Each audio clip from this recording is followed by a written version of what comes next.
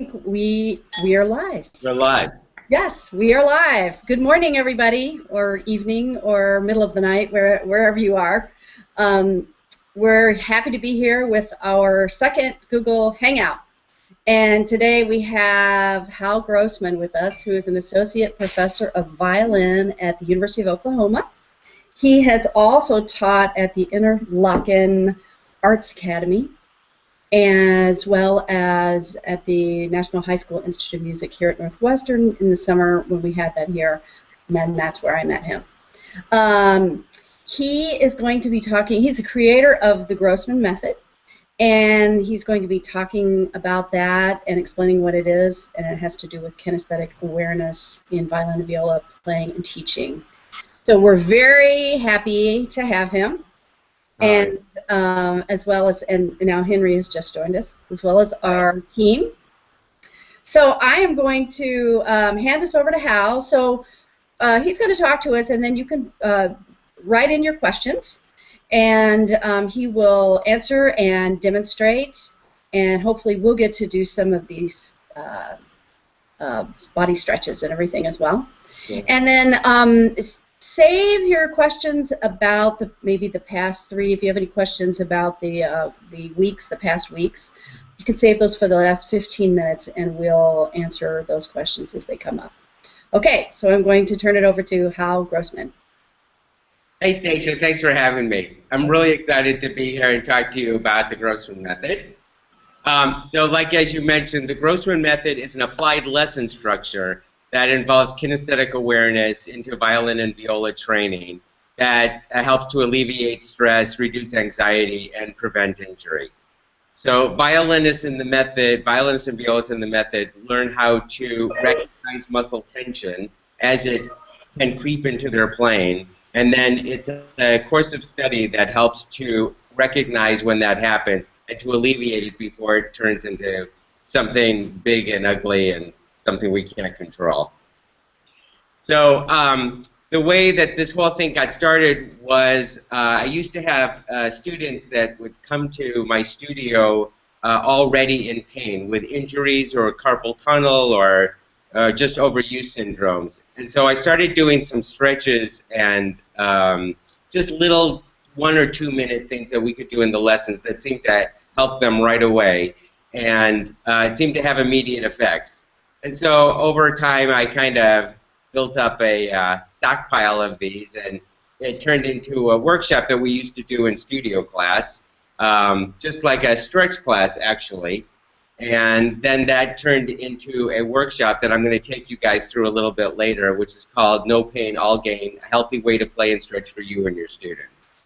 But the Grossman Method itself is an applied lesson structure, and but the evolution of that came through that workshop and another workshop that I've started called Breathe Your Way to Better Playing, which incorporates using the breath and the bow, and it's kind of a kinesthetic way to play musically, to play in a more relaxed manner, and to kind of combat some stage fright issues. Sounds great. So, the first thing I'd like to do is I have my student Erica here with me. And at the heart of the Grossman Method is the concept that musicians are athletes. And to that end, musicians have to stretch and warm up and cool down and do all these things, just like the football players do, just like the baseball players do. Instead of using the big muscle groups like they do, we use the smaller muscle groups. But they still require the same kind of setup. But why don't you grab your violin? Your bow. Can you turn it around? Can you see her okay? Come back, come back. Yeah, okay.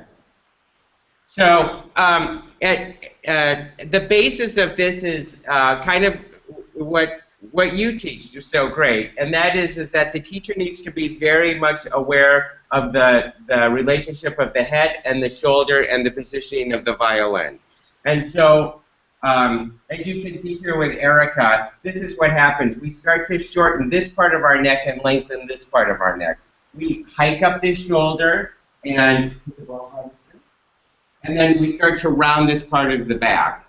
Okay? And so it's this kind of static position that can cause muscle pain. You can put this down for a second. When we hold muscles static like that, they tend to ball up like this. And there's reduced blood flow through that muscle fiber. And the pain that a person feels is restricted blood flow. So the stretching and the whole way of training with the Grossman method is a way to open up those muscles and to allow blood flow to go easily through. Can you do that one more time? Yes. Stand in. Come back just a little bit. Okay, good. So part of the training method in the workshop and also in the Grossman method is to do a little muscle identification. There is no athlete, high school or college athlete of a serious nature, that doesn't have an understanding of the muscles that they're using. And I think that's an important thing for musicians to know. It gives us a language to talk with each other about, and it also lets them start to understand where the source of the pain could be coming from. So in this case, we're going to talk about the trapezius muscles and the rhomboid muscles. We're going to talk about levator scapula. Then face this, Erica. We're going to talk about pectoralis major here. We bring our arms in front of us. And then I will do a little bit of core work as well. So you can put your violin down. You turn around and face it.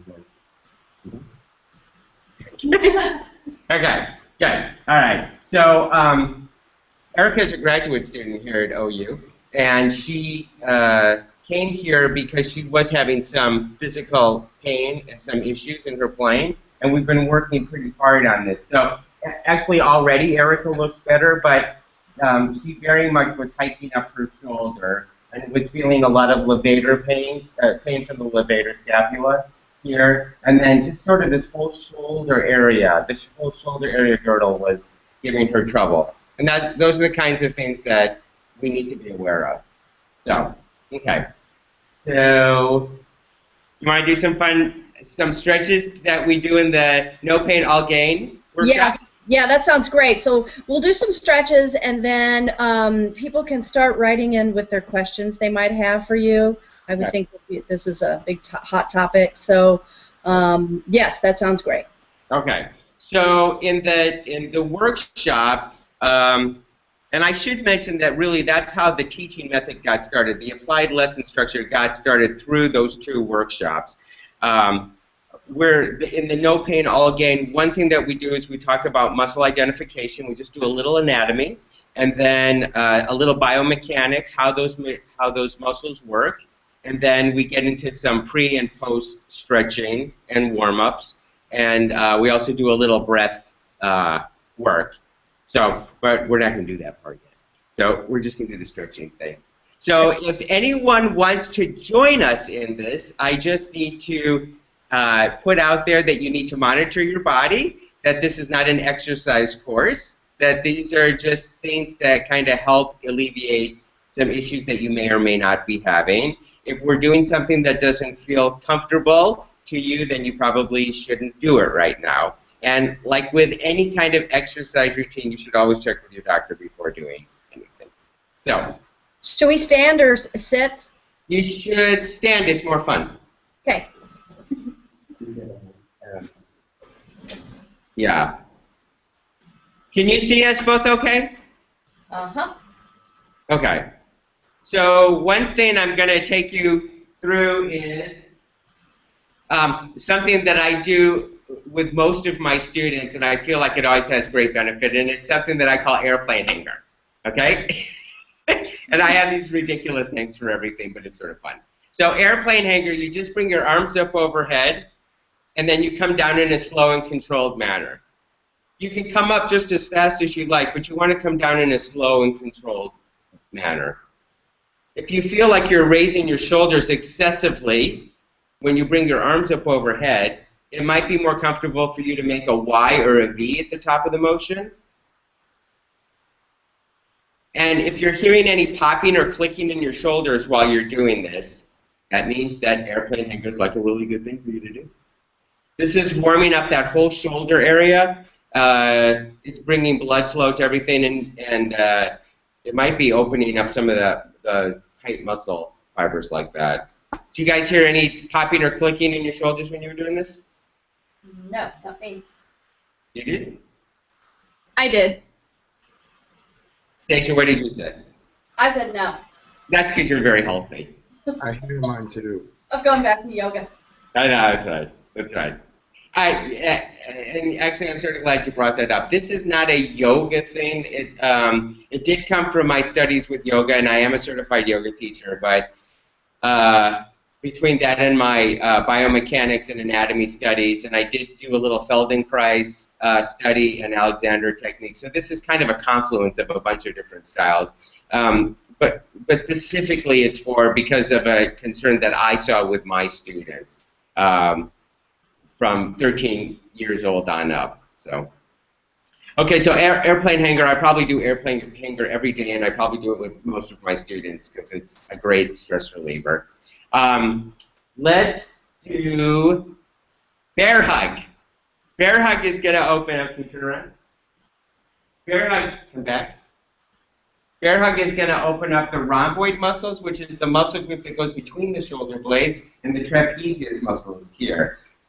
Because we tend to round these muscles a lot and stretch them, we need to keep the integrity. So come back, like this, yes. And so what we're going to do is try to bring some strength and integrity back to that muscle group. So we're going to do it two ways. We're going to do it, the first way is to interlock your fingers like they're bear claws, good. And then put them behind your head. And then push back with your head and spread your elbows to the sides of the room. So basically what you're doing is you're squeezing your shoulder blades together. And hold that for just a couple seconds. Make sure you breathe through this. And then release. And then interlace your fingers the other way, or interlock your fingers the other way. Put them behind your head. Push back with your head. And bring your elbows to the sides of the room. Squeeze those shoulder blades together. Try to push them down your back as well. You're going to feel that you're definitely activating those rhomboid muscles. Good. And release. Bring your arms down slowly because there's a lot of blood flow. And then the other way we can do that is bring your arms out in front of you. Take your right hand, tap your left shoulder. Take your left hand, come under your right arm and grab your shoulder or shoulder blade. Lift up with the bottom arm. Lower your shoulder blades down your back at the same time. And you should feel a nice stretch in the traps and rhomboids back there. That feels great. Yeah, I know, I love this. It's called bear hug. Could you give yourself a nice big bear hug? Okay, then release. And we'll do the other side. Take your left hand, tap your right shoulder. Take your right hand, come under. Lift up with your left arm. Lower your shoulder blades down your back. Make sure you're breathing. That's good. You guys look good. You must be very healthy at Northwestern University.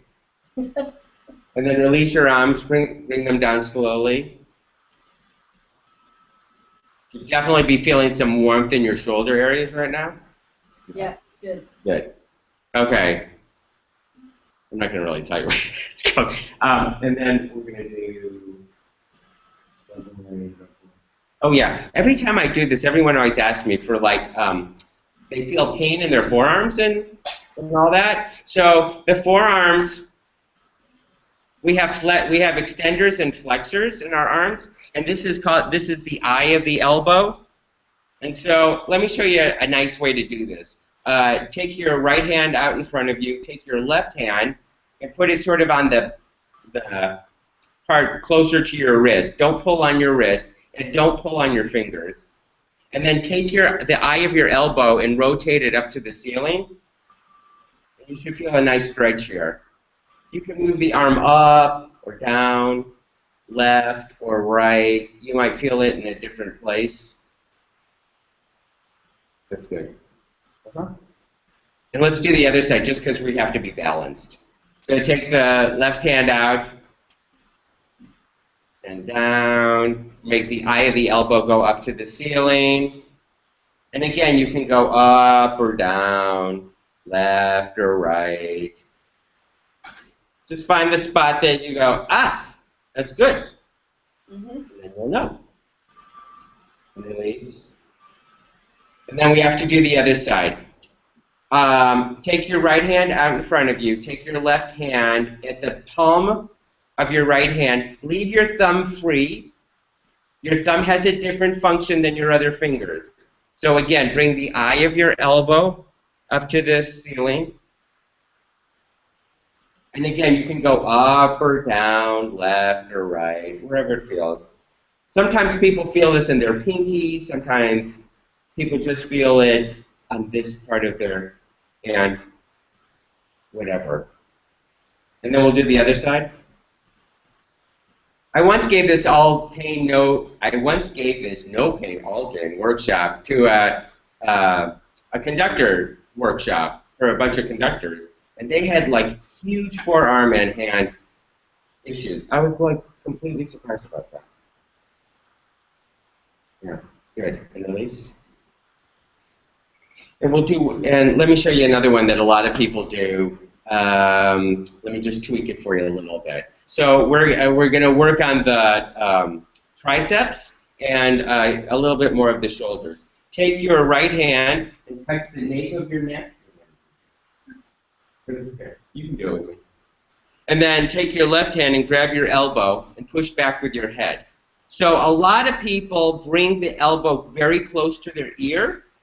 And that's okay, but I think for musicians it's better to keep some space between your ear and your shoulder. It sort of respects the integrity of that shoulder area, and as upper string players, we need to be very careful about that. So, and try to if you bring the elbow more to the side of the room, you'll get just a little bit different feeling, but I think it respects the shoulder area a little bit more. Bring your arms up overhead. We'll do the other side. Take your left hand, touch the nape of your neck. Come make the grab with your right, push back with your head, and just try to get a little space between your ear and your shoulder. And breathe. Are we breathing? Yes, breathing. You don't look like you're breathing. Okay, then bring your arms down.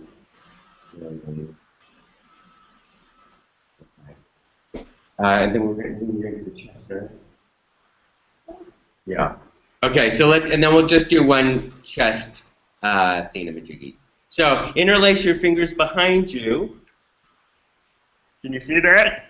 Yes. Okay. And then you guys probably know this. You probably do it all the time. So what I see is a lot of people do this motion, but you want to bring your wrists together. This respects the shoulder muscles. This brings more integrity to our shoulders. This is a weaker way of doing it. So interlace your fingers behind you and pull away. You're not going to come very far from your body, but you should feel a really nice stretch here in the pectoralis major area, which gets super tight on us. It can be super tight. And release. And then interlace your fingers the other way. If your left pinky was on the bottom, put your right pinky on the bottom. And then pull away. You should feel a nice stretch. Lower your shoulder blades down your back at the same time. Try not to arch your back. Good. And release. Yeah. Again, like I was showing with Erica. Okay. So can you air violin for us right now? So the pec muscles bring our arms in front of us. And so both of them can get really, really tight. And so that stretch that we just did is a way to open up those arm muscles, those shoulder muscles, like the pec muscles, like that. Right. We do a little bit of core work. We do a little bit of seating. We do some hand stuff. What kind of core work do you do? What kind of core work? Okay.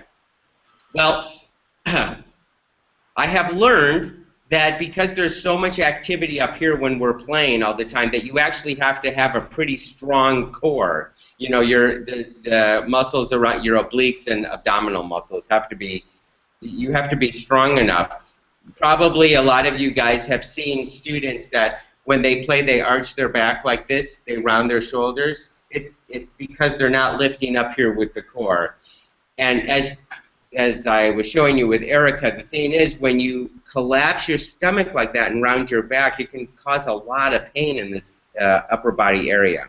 So I've learned that this is like very important to do this, and it kind of stabilizes you for all this activity that's going to happen up here. So one thing that we do is something that I call washing machine. And have you done washing machine with me? Okay.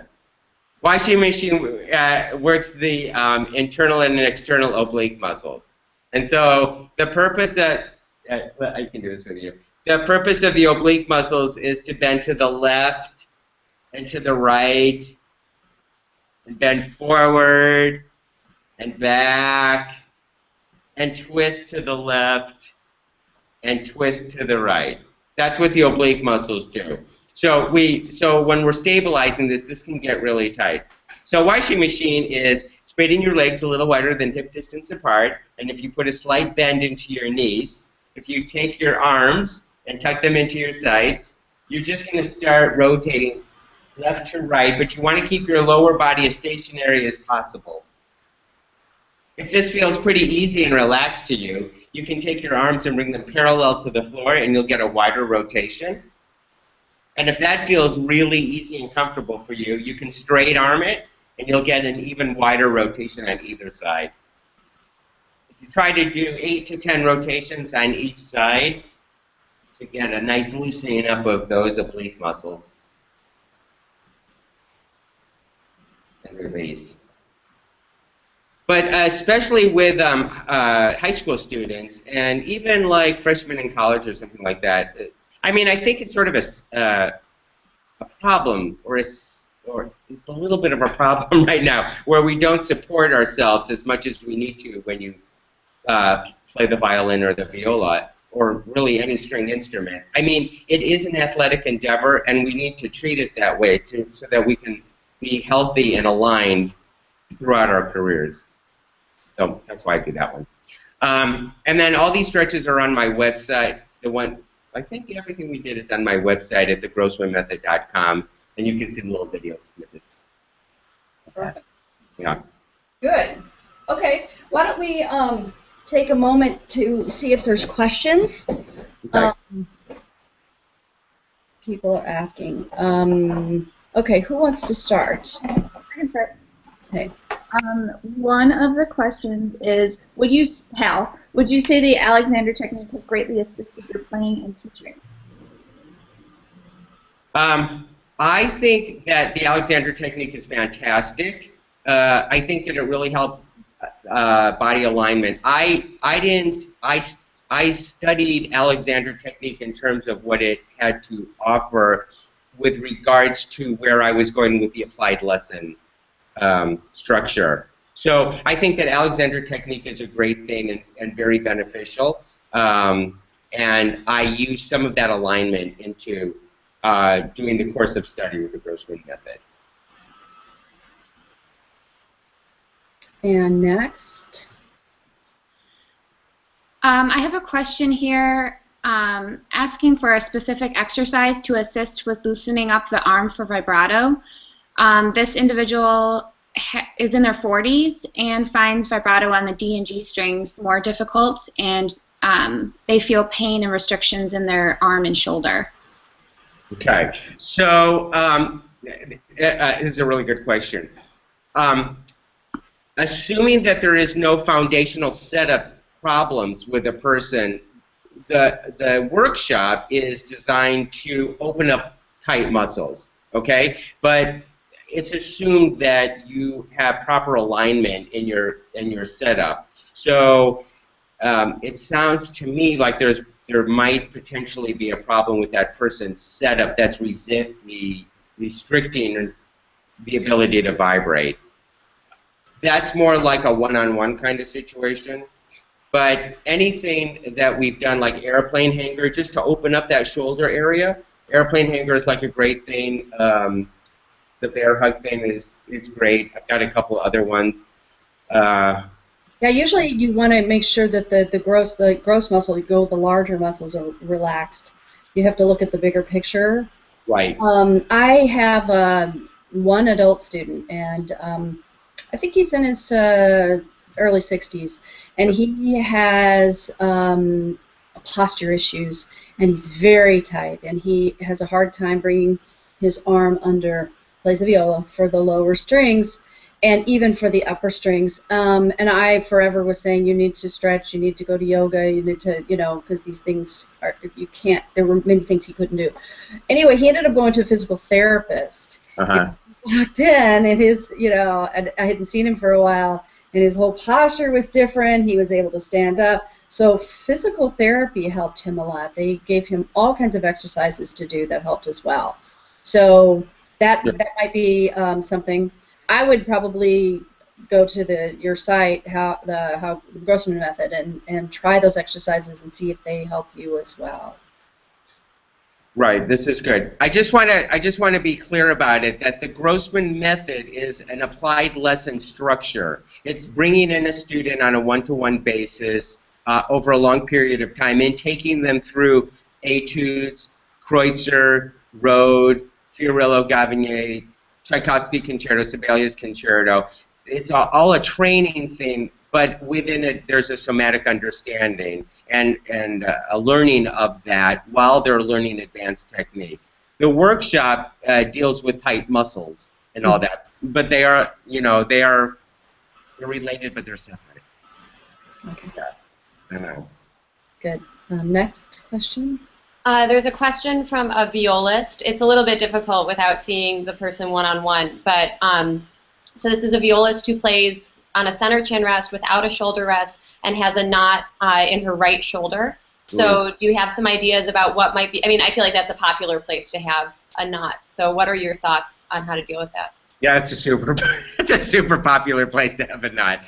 A lot of times it's this levator scapula area, and I would say, gosh, I probably see 80% of students who jack that shoulder up and lock it into place. And so it's really important to open up the muscles up here. But there's a great levator scapula stretch,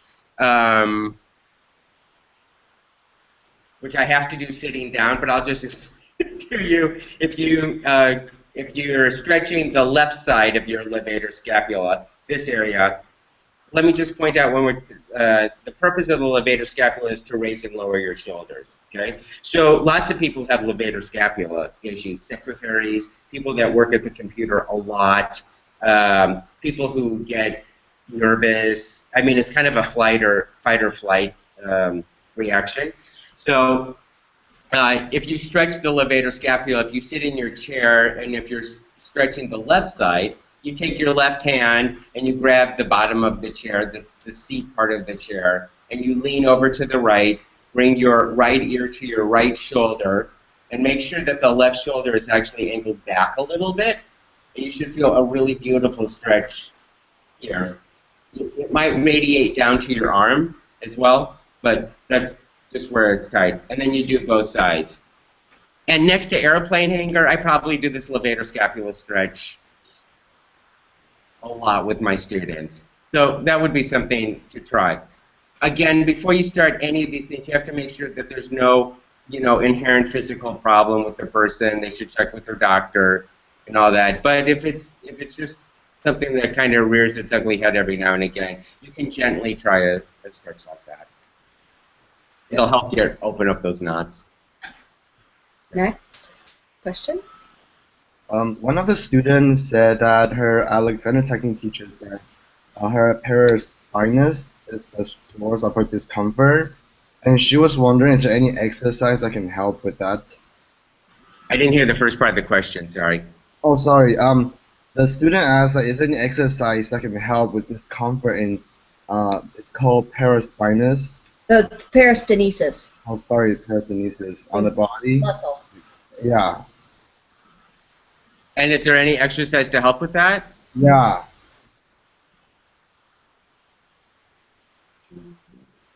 I mean, in a way, all this sort of helps with that.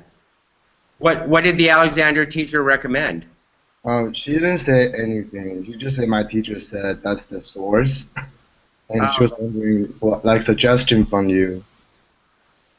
Oh, brother. Tell that person to email me and I'll get back to them. Okay. I mean, there's a bunch of things you could do. Okay. Yeah. Okay. Thank you. Again, that's a little tricky when you can't see the person. But yeah. Tell them to email me.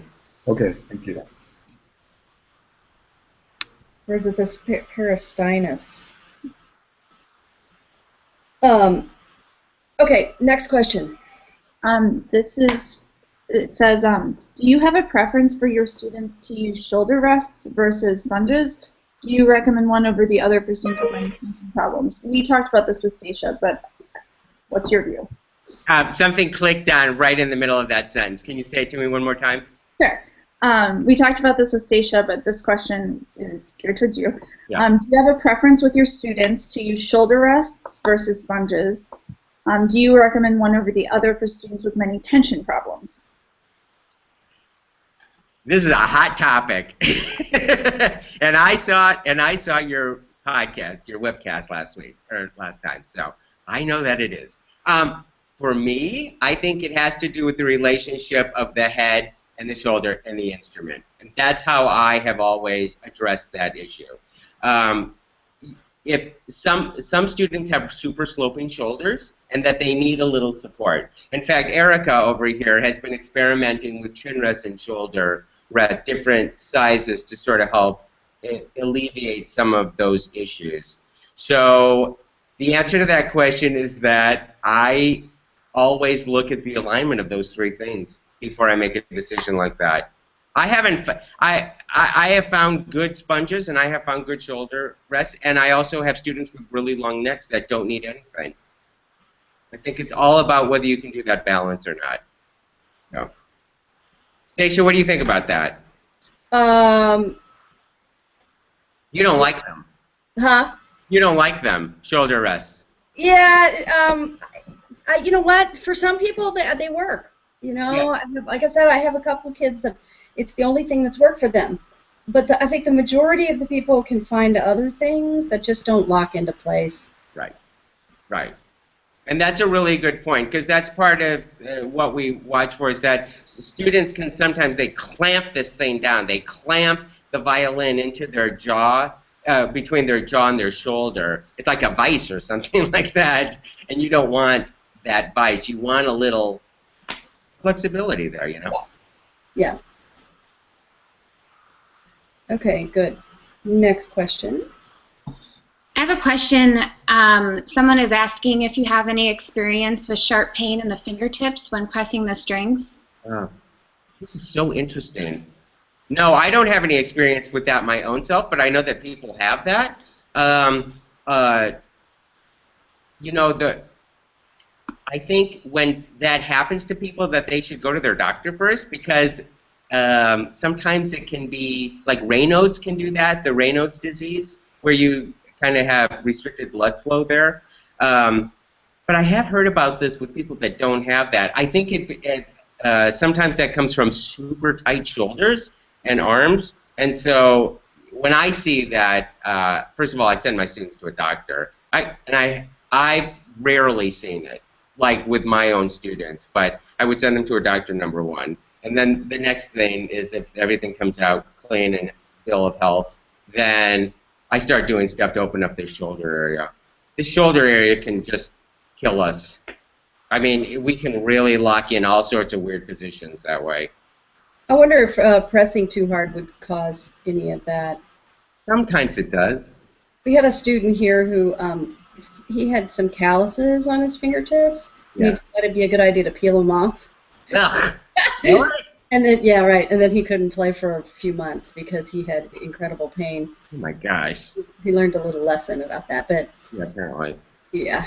But you know, even like sometimes when students do that, when they press really hard like that, I mean, that kind of, I still feel like there's a lot of tightness, like in the bicep and Sure, and definitely.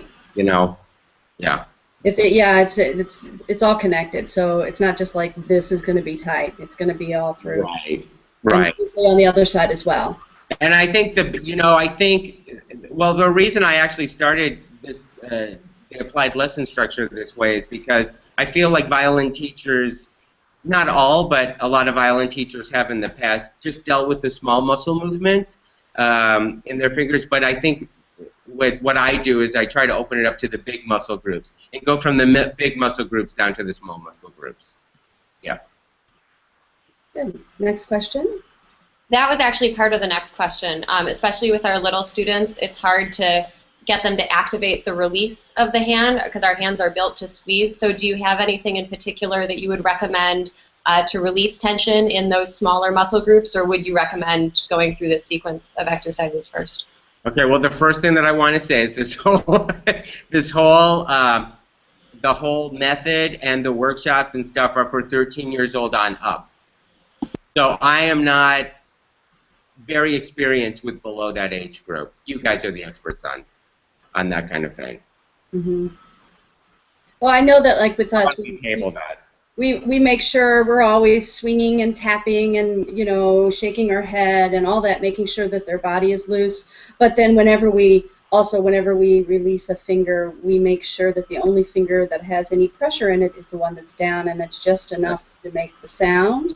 And the minute the finger comes off, it becomes a wet spaghetti noodle. So we're always on it. I think that's probably the best way to address that. And sometimes, actually, you see how interesting you are? I totally agree with you. Sometimes students actually pop up. They pop up too high and then they lock it this way. And so, I mean, part of that whole training of the left hand, right, is to make sure that when you're articulating, you only bring it up to a certain point. I was always taught above to the base of the next nail. That's your articulation, instead of this flyback kind of thing. Mm-hmm. I mean, that's super tension causing, absolutely. Yeah. Good. Next question. The next question, sorry, I'm going to say, the student asks, do you tell your student to consult with physicians before they take a year course on the program, exercise program? Okay, so your voice is going in and out on me? Sorry. Sorry. The student asked, do you tell all your students to consult with their physicians before taking part of your exercise program? Did you hear, Hal? You ask all of your students to see a physician before doing your exercise program. Oh, okay. Sorry, my voice is dying. No, you know, I think it might be the microphone or something. Because it goes, whoa, yeah, okay. Do I ask all my students to see a doctor before they do the exercise program? The students that I am taking through this method, I always look and see what the problem is. We have a discussion about what has been afflicting them for a while, and then I always ask them whether they've seen a doctor about it. If they is it a broken bone? Is it a have they been diagnosed with tendonitis or something like that? So yes is the answer to that question. Yeah, they do have to. Yeah. Especially now that I'm teaching college kids. So some people have had these problems for a while, and they probably have been to doctors or chiropractors. You have, didn't you? Did you go to a lot? Come over here. This is Erica. Hi. So tell us your story. Well, I've had issues for about 7 years now, and it's been on and off. Diagnosis tendonitis, carpal tunnel. I had some issues with chronic nerve pain, although that was partly related to a dairy allergy that I found out I had. And then I've also had setup issues. And so when I met Mr. Grossman 2 summers ago now, I was only able to play anywhere between 5 and 20 minutes a day because my muscles just couldn't handle that much endurance. And so my issues kind of snowballed into more of a general just kind of muscle fatigue. So how much are you playing now? I'm playing probably anywhere between 45 minutes and 90 minutes, depending on the day. But you're playing in orchestra. Yeah, and I'm playing in orchestra, so that's playing, about 2 hours. Yeah, so. yeah. And so Erica's actually going through the method with me. She's only been here for like a month and a half. I had a really interesting story of a student that transferred to me who was basically not able to play for a whole year. And this was a really advanced violinist, very talented, but her muscles had just like totally locked up on her, and she couldn't play for a whole year. And so she came and we went through a whole year of this, and she was up to 3 hours a day. So you can tell your body to realign itself. You can tell your body to relax and let the natural things happen for you. And that's part of the applied lesson thing is to kind of reteach the muscles that they don't have to lock up like this, that they can be long and fluid, and that they can play in a relaxed manner. Can I ask a question? I noticed that when her setup, so did you guys go through different shoulder rest and chin rest to help her with her setup, Erica? Well, what happened to her? Stacia, do it again. What? Oh, okay. I don't know, suddenly it was just blocked up. So I asked Erica to play badly. I asked her to show bad alignment right now so that I could talk about the muscle groups. Mm-hmm. But she's way more aligned right now than she was. If you turn around. No, I was just curious about, in the beginning, did you guys, when she first came to you, did you have to change shoulder rest and chin rest and go through that? I'm in the process, actually, of changing. I started out with a center-mounted chin rest. I've been using one of those for the last 3-4 years, and I'm going back to using more of a left side. And I'm experimenting with different heights and angles, and then trying to figure out a shoulder rest that will, or a shoulder pad that will support it eventually. But it's kind of a work in progress right now. Yeah. Good. It's interesting too about. I mean, Erica's sort of on a thing about this. I mean, she's been looking at a lot of different shoulder pads and chin rests, and I'm glad that I can be with her while she's doing that. I do know students that this becomes an obsession, and they try hundreds of shoulder pads and hundreds of chin rests in every single combination possible. You know, that's when I think the first thing we got to look at is that relationship between the head, shoulder, and the instrument. And I found that you told me that a lot of my issues came from the raising up the shoulder more than the setup, and so we've been kind of working with the setup to kind of make it so that I don't raise it up as much, but that's still the main issue, is learning to let go of that shoulder while I play. Right. Okay, great. Let's have some more questions. I think it's my turn. Where did it go? One of the students asked, how do you incorporate good breathing into a student's playing, especially if they seem to forget to breathe while playing? I love that question. Thank you so much. Whoever that person is, I love that person. Okay. All right. So, you know, the thing is, string players like hardly ever breathe when they play, and that's where the you know, this second workshop that I do called "Breathe Your Way to Better Playing" is it's just for violinists. Well, it's for string players really, but it's a way to incorporate both of those things. So, how do I do that? Well, I can't reveal all my secrets, but I would say that I have to tell you how this all happened. This is like such a cool story. Okay, so this is like years ago, and I was teaching a student who was getting ready for a pretty big competition.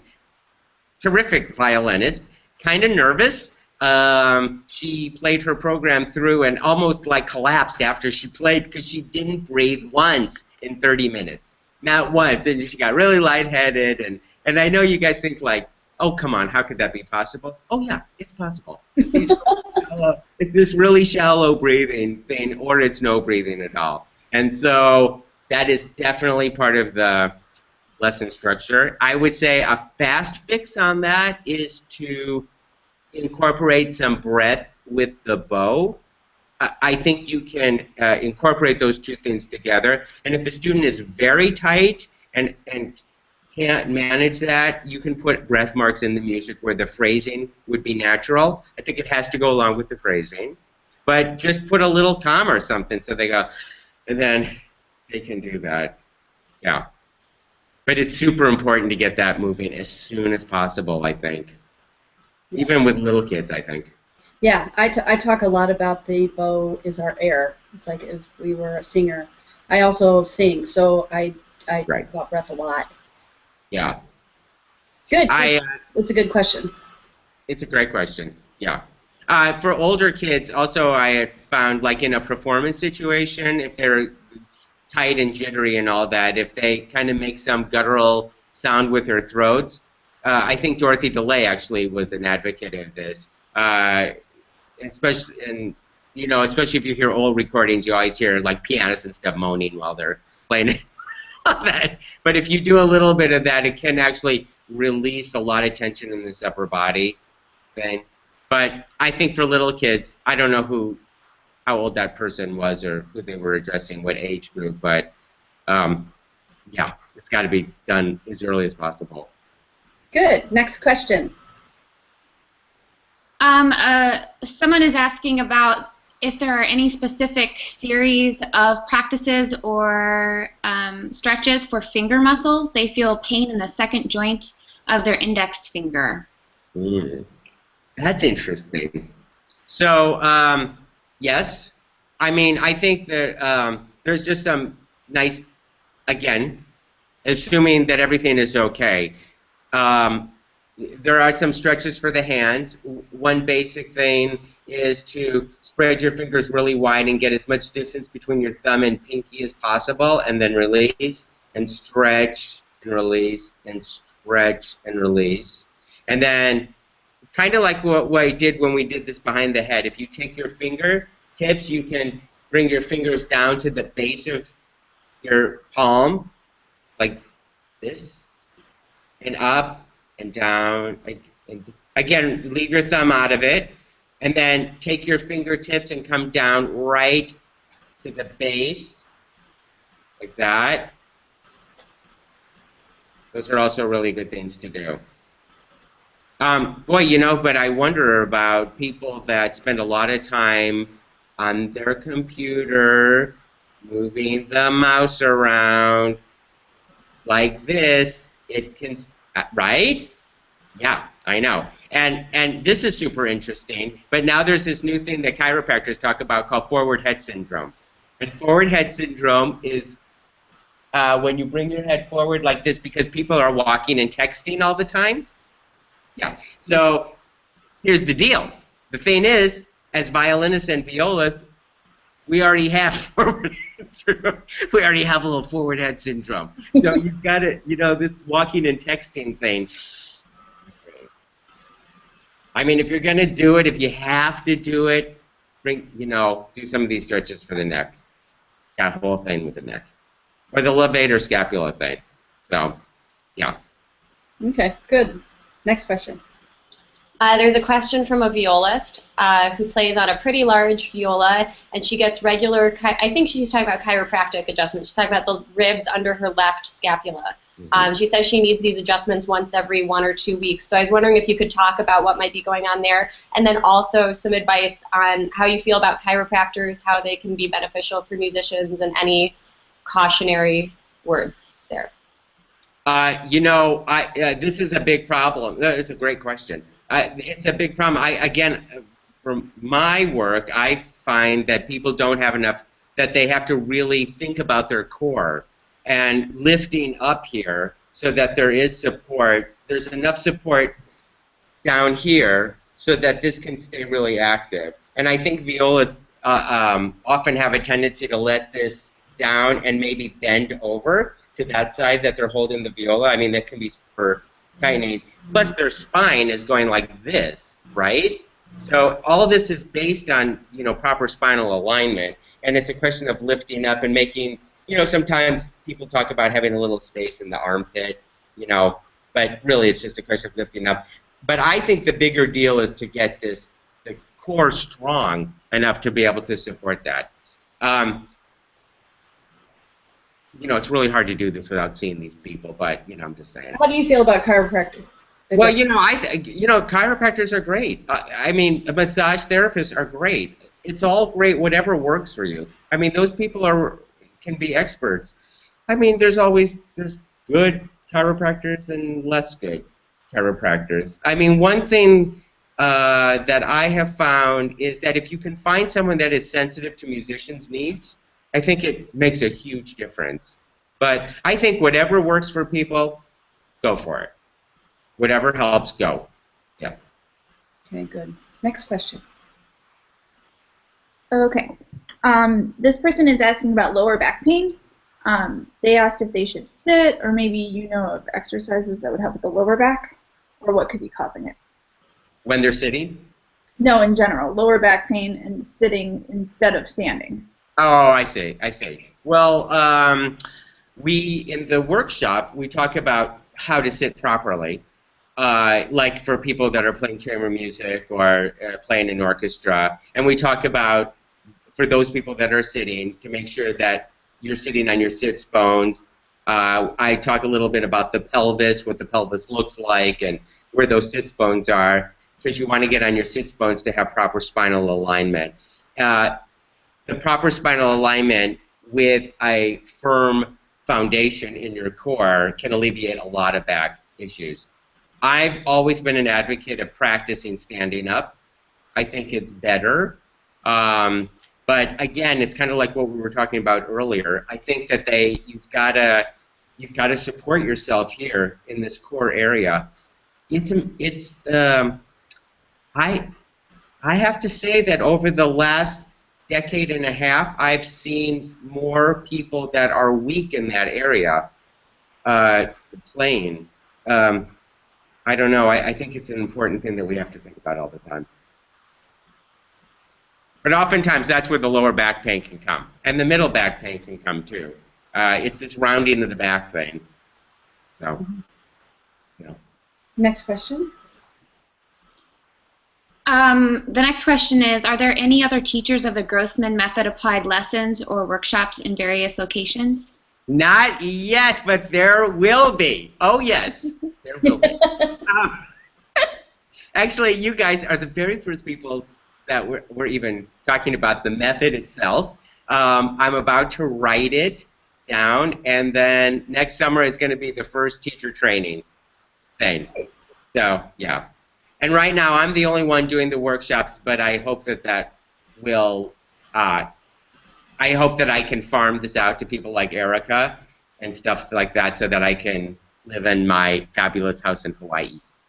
But that's not happening yet. But yeah.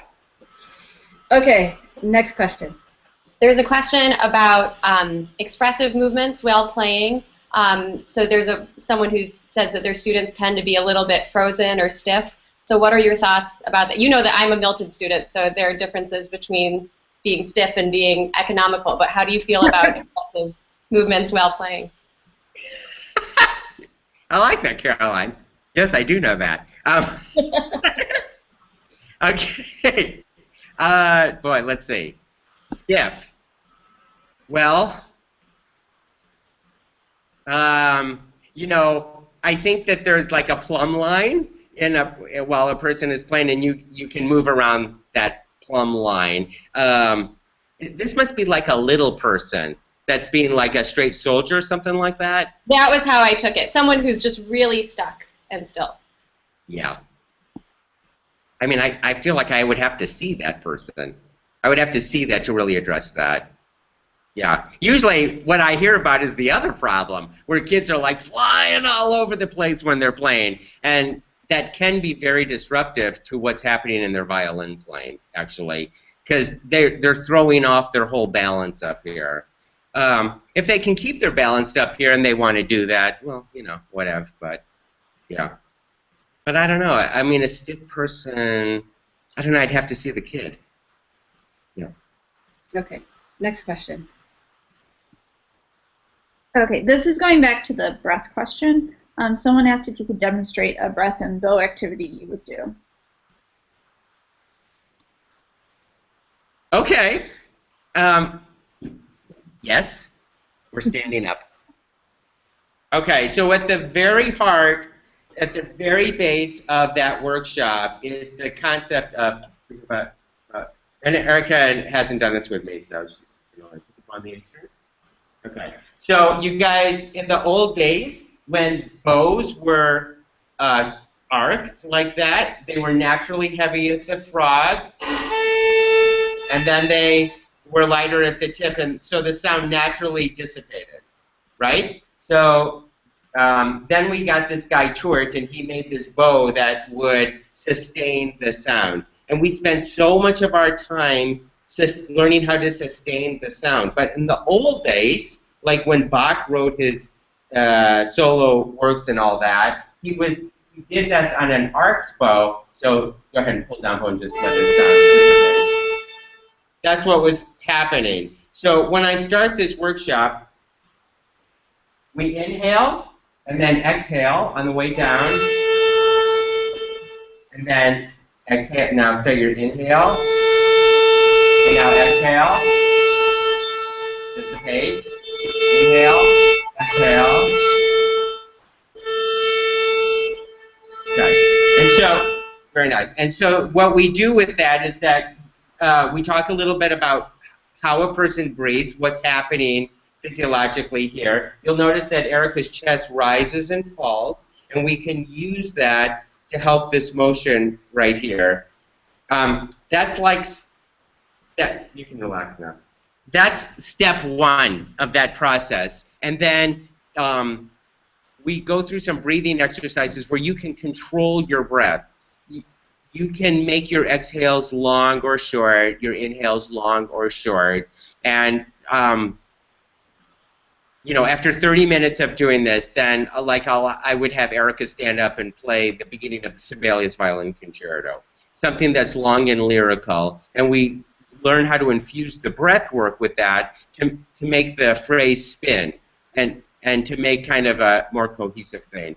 The second movement of the Mendelssohn Violin Concerto, first movement, that's a wonderful example where we can talk about the inhaling and exhaling with the bow. It's also something that I call bow coupling, which helps connect the phrases. And we do that bow coupling thing along with the breath control. It can be fantastic. Now, let me just say that right now. One time, when I was first giving this class, I was doing this example with a cellist, actually, and the cellist was playing da da da da da da da da da da, and then he said to me, "Am I supposed to go?" And I said, "No, you're not supposed to do that." So it's just a question of infusing the breath when it's, you know, appropriate, like for long melodic lines. And even within like a détaché passage or something like that, you can use the breath to help carry you through a long phrase. It's not that you're going to do it on every single note. It's just that you might pick your time when you're going to do that. Does that make sense? Yes. You should go through the whole workshop and make more sense. Good. Next question. Hal, I actually have a question of my own about dealing with a student with an injury and how you would incorporate these exercises a little bit differently, or if you would use different stretches, or if you would just do them to a different degree, or how would you cope with that? You mean an injury like a broken bone? No, maybe just more like a muscular tension, something like that. Maybe Like tendinitis, something like that. Right. Well, look, I'm not a doctor, Mm-hmm. and so you always refer to what the doctor says, because they know. I think that whenever you have an injury like that, tendinitis or carpal tunnel or something like that, it has to be really completely healed. These are things to, my whole teaching thing is to get basically a healthy person who might have some anxiety when they play, has some tension issues when they play, maybe some setup things that have caused the muscles to grab like this and to help open that thing up. I think if you start to do that, you can avoid some of those tendinitis and carpal tunnel issues. But once a person has that, you know, you've got to do the rice thing, the rest and the ice and the whole thing. And it's got to be really completely healed. But I always defer to the doctor at that point. Yeah. So I would encourage that. Good. Next question. Sorry, I was trying to get my microphone to work. So can you speak a little bit, you've touched on it, but maybe in a little bit more detail about the process of beginning to play and practice again once you've recovered from an injury and how that works, the rebuilding process? Sure, absolutely. I mean, I'm assuming you're talking about someone who maybe had tendonitis or... Yeah, someone who had to take a hiatus from playing, and then once they're ready to play again, how do you do that safely? Yeah, I think that you start really with slow spurts. Like maybe, let's say they were pretty injured with tendonitis, which is a big generic term, you know, it's an overused thing, primarily anyway. And they've been off for 6 months. Okay, so now they're coming back to the violin. I think that they need to start maybe 1 minute, take a break, 5 minutes, then build it up 2 minutes. I mean, I think it's got to be a little bit of playing with a lot of rest, a little bit of playing with a lot of rest. And I think that you have to have a structure with that. So I don't know, like maybe the first week you're only doing 5 minutes a day, but you're probably not even doing 5 minutes at the same time. You're spacing that 5 minutes up. Again, if you think of yourself as an athlete, if you think of as musicians as athletes, it's a question of rebuilding the muscle, rebuilding strength, and rebuilding the elasticity of the muscle. And it's got to be done slowly. Just like if you hadn't been working out with pumping iron for 6 months, you wouldn't go into the gym and start doing 3 sets of, 100 pounds or something like that. You wouldn't be able to move the next day. And because we're dealing with smaller muscle groups, we have to be super careful about it. And furthermore, we always use our fingers. We're always eating or writing or typing or something like that. So, these are pretty active anyway. And that's why we have to be super careful when we start playing the fiddle again. Good. Okay, I think that we probably need to wrap up. It's already a little after 10. So is there anything else that you'd like to leave us with, Hal? Well, I just think this is the greatest thing. I'm so proud of you for doing this, Stacia. I mean, this is great. This is so important. This is so important to offer something like this. I think if anyone has any questions about my end of things, they can go to my website, thegrossmanmethod.com. They can see some videos of me doing these stretches with one of my other students. And feel free to contact me if you are interested in the workshop or if you have any questions. I do the best I can. Well, thank you so much for being here. This has been very informative. And I can't wait to do some of these things with my students. Yay! Yes, really appreciate it. Super great. Okay, good. So what I just want to leave everybody with is that thank you for attending our second Google Hangout. We have another one coming up. Let's see, I can barely read my own handwriting, but I think it says October 19th. It's a Sunday, and it'll be in the evening. And it's with Mimi Zweig. So that's going to be a great one, too. So we look forward to seeing you all then, and we hope you'll have a wonderful day. And thanks again to our team, and thank you, Hal and Erica, for being here with us today. Thanks a lot. All righty. Take care. Bye. Bye.